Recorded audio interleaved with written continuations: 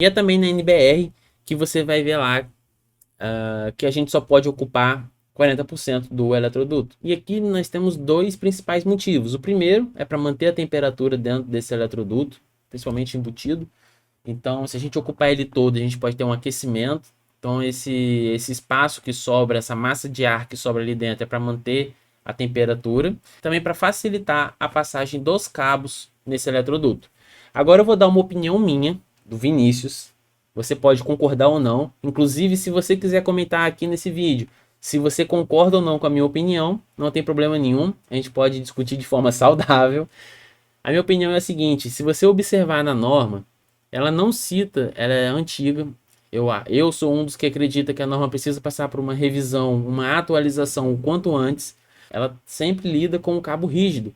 Então eu acredito que esses 40% além da temperatura foi para facilitar naquela época a passagem dos cabos rígidos. Que na verdade é muito difícil de passar os cabos rígidos. Não sei se você já teve oportunidade. Eu já tive a oportunidade de fazer o contrário, de atualizar uma instalação elétrica e retirar os cabos rígidos para passar os cabos novos e redistribuir os circuitos. E é muito, muito, muito difícil, muito mesmo.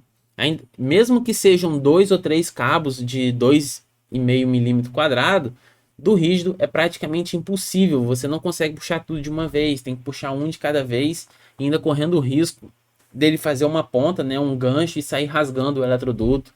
É bem complicado. Eu hoje, nos meus projetos, me permito ocupar até 50% do eletroduto, levando em consideração que eu não uso o fio rígido, uso o fio flexível. E também a tecnologia hoje dos fios são melhores do que daquela época. O isolamento, ele é muito melhor, o isolamento de PVC dos fios é muito melhor do que daquela época. Então hoje eu me permito ocupar até 50%.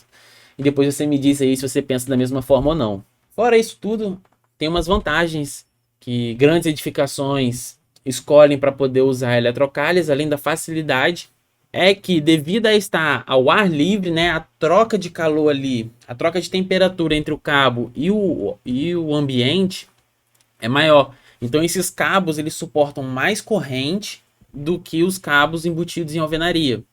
Então você vai observar nas tabelinhas lá dos livros. Acho que todo mundo estudou o livro do Mamed, né?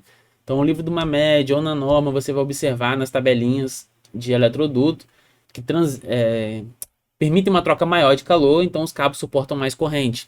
Da mesma forma que o tipo de isolamento dos cabos também interfere na capacidade de corrente deles. Então, se eu tenho um cabo com isolamento de PVC, ele vai suportar menos corrente, uma temperatura menor do que um cabo com isolamento XLPE, por exemplo. Mas esse não é o assunto dessa aula. Nós estamos falando aqui só de eletrodutos e não de cabos.